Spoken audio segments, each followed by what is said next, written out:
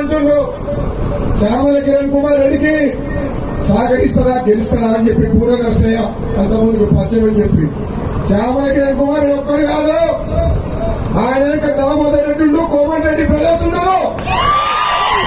Congress party లక్షలాది మంది కార్యకర్తలు ఉన్నారు. పూర నరసయ్య నువ్వు ఒక్కసారి ఎంపీ అని ఏం చేసినావు తెలుసు.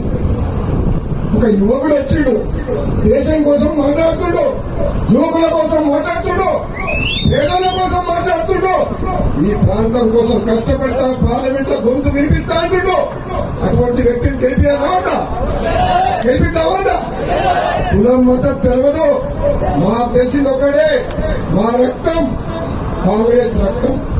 కాంగ్రెస్ పార్టీలో ఉన్న ఏ కులస్తుడైనా సరే, ఏ మతస్థుడైనా సరే కాంగ్రెస్ పార్టీ జెండా భువనగిరి గడ్డ మీద హిడేయాలని చెప్పి చెప్తున్నాం. మీ అందరూ కూడా నన్ను కూడా ఎంతో మంది అన్నారు, నేను టికెట్ అడగలేదు నా బాబు అని చెప్పి. మీ పేరు వచ్చింది కదా, పేరు వచ్చింది, జనంలో సేవ చేసినాం కాబట్టి కోమటిరెడ్డి బ్రదర్స్ ఎంపీగా ఉన్నప్పుడు కోరుకున్నారు. కానీ అధిష్టానం నిర్ణయం తీసుకుని ఫైనల్ క్రమశిక్షణ గల కార్యకర్తగా టికెట్ ఇచ్చిన వ్యక్తిని గెలిపించుకోవాల్సిన బాధ్యత మా మీద, మీ అందరి మీద ఉంది. మళ్ళీ అటు ఇటు మాట్లాడేది లేదు. అవునా కదా?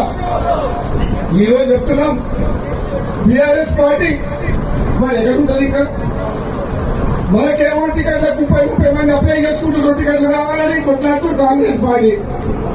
కేసీఆర్ టికెట్ ఇస్తే మీ బాబు మనం వాపస్ ఇచ్చిపోతున్నారు నాకు వద్దని. అవునా కదా? అది బీఆర్ఎస్ పార్టీ పరిస్థితి.